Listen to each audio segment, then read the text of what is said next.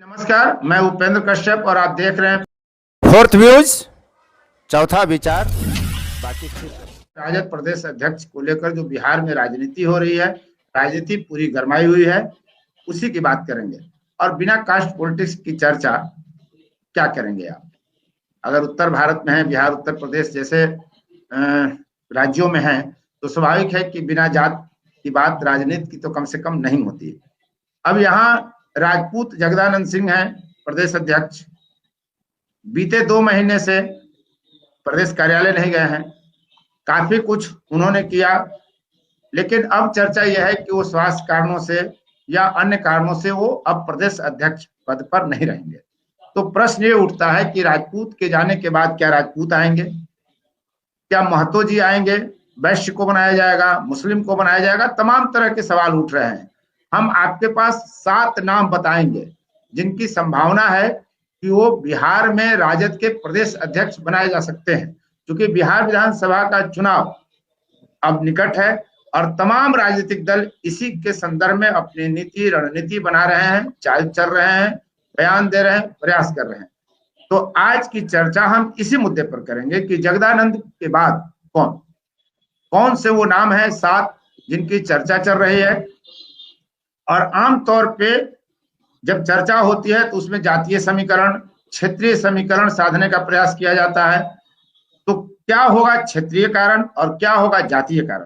क्या समीकरण साधने की कोशिश करेंगे लालू प्रसाद यादव और तेजस्वी यादव कि आने वाले समय में क्या होगा? अगर आप देखें तो चर्चा अब आलोक मेहता की चर्चा आई कि वो प्रदेश अध्यक्ष बनाए जा सकते हैं राजद के, उनके यहाँ ईडी पहुंच गई। तो ये एक माहौल है। क्या इस दहशत के माहौल में कोई दूसरा वैसा व्यक्ति जो बनना चाहेगा? क्या एमवाई जो समीकरण रही है राजद के, क्या किसी मुस्लिम को बनाया जाएगा? तो कि यादव तो सर्वे सर्वा है उसमें, प्रदेश नेतृत्व के स्तर पर, राष्ट्रीय नेतृत्व के स्तर पर, बड़े पदों के स्तर पर तो यादव वहां प्रमुख हैं। तो क्या मुसलमान को ला करके एमवाई समीकरण को जिंदा किया जाएगा, जैसा कि पिछले उपचुनाव में दिखा कि मुस्लिम समुदाय इनसे छिटक रहा है, यादव भी कई जगह टूटा?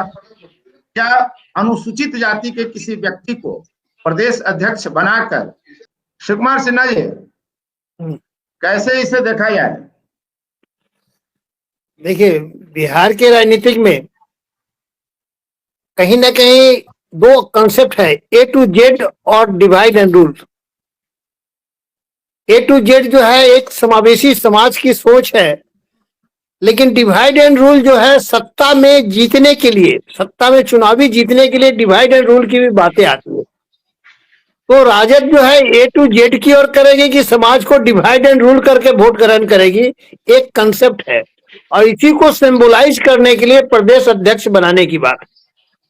यह मान ले पहले राजपूत जो है अध्यक्ष थे जगदानंद सिंह, तो यह कोई ऐसा कन्वेंशन नहीं है कि राजपूत जा रहे हैं तो राजपूत को ही बनाया जाए, ऐसा कोई स्थिति नहीं है। ये तो समय और सुविधा के अनुसार उस समय की तत्काल परिस्थिति थी, उस परिस्थिति को देखकर उनको अध्यक्ष बनाया गया। बहुत शालीनता से उन्होंने इस पद को निर्वहन भी किया और बहुत शालीनता से पद के भार को संभाला भी।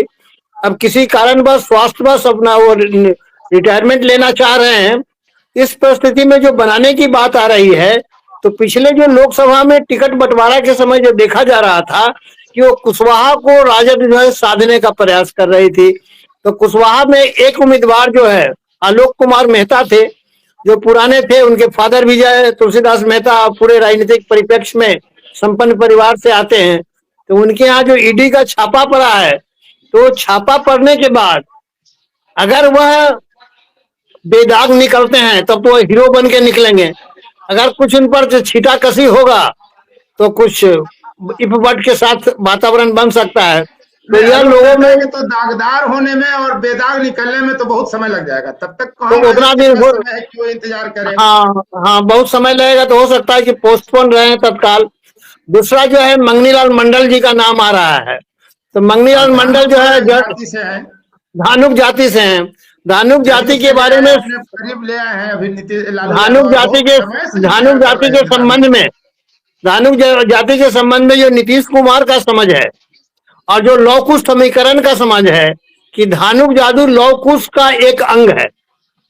या राजनीतिक परिप्रेक्ष्य में धानुक समाज जो है धानुक कुर्मी कहलाते हैं, धानुक कोयरी कहलाते हैं, लेकिन वो अलग पहचान उनकी है। तो लौह कुश का एक अंग ही है। समता पार्टी जिस समय गठित हुआ जिस था, क्षेत्र से आते हैं वहां तो धानुक के वहाँ- साथ केवट जाति को जोड़ा जाता है। धानुक जो है लौह कुश का एक अंग माना नहीं, केवट अलग हो गया। धानुक समाज हमेशा धानुक की जहां आबादी है, पटना में बहुत से धानुक की बस्ती है, नालंदा में कुछ धानुक है, तो धानुक कुर्मी कहलाते हैं। सुपौल में ध्यान है उनका। धानुक कुर्मी कहलाते हैं। पटना में भी जैसे पहाड़ी पर वगैरह में कुछ धानुक की आबादी है, वहां धानुक कोयरी कहलाते हैं। तो धानुक का संबंध जो है, धानुक कोयरी, धानुक कुर्मी, लौह कुश का एक अंग ओवरऑल बिहार लेवल पर और क्षेत्रीय लेवल पर अलग बातें हैं। तो इस पॉलिटिक्स के नॉर्म्स को समझते हुए धानुक को देने से हो सकता है कि राजद जो है लौह कुश को साधना चाह रही हो, और इस दृष्टि से उनका नाम भी आगे बढ़ रहा है। एक जो है कहीं ना कहीं नाम तो स्पष्ट नहीं है, लेकिन पिछले दिनों जो मीसा भारती का स्टेटमेंट जो आया कि राजनीतिक में कुछ भी संभव है, वह जो है नीतीश को बुलावा भेजे, उनका अपना घर है, अभिभावक है, आ जाए।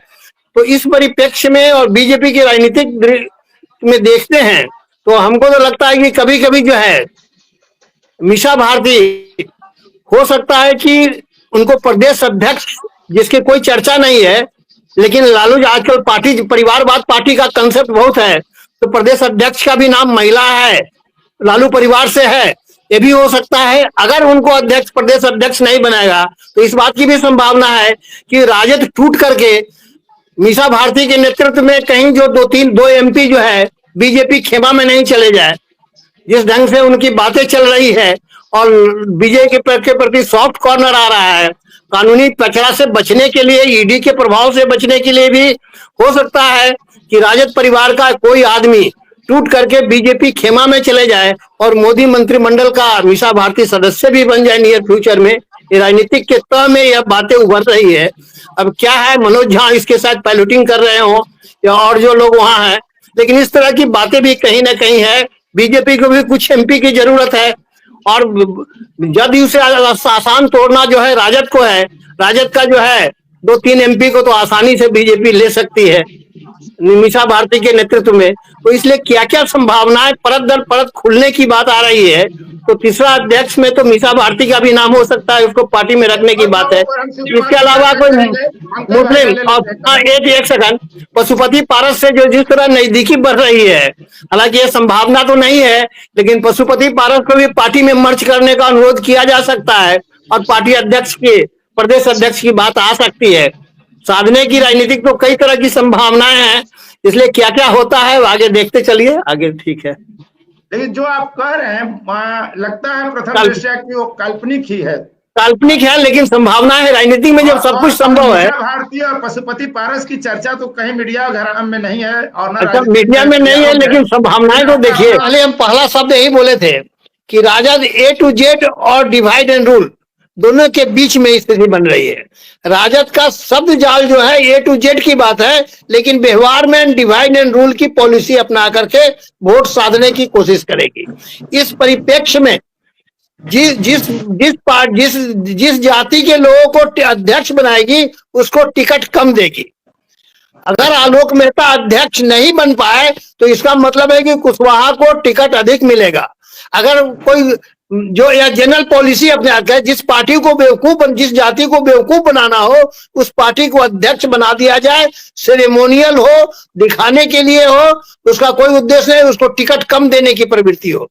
यह कहा जाए संजोग से आलोक मेहता पर चार्ज लग गया, प्रदेश अध्यक्ष रहते टिकट नहीं दिलवा पाए थे, टिकट नहीं दिया, तो यही नीति यहाँ भी है। आलोक मेहता को टिकट दे दिया लोकसभा में। हाँ, आलोक मेहता को अध्यक्ष बनाने के पीछे उद्देश्य था कि कुशवाहा को कम से कम टिकट दे।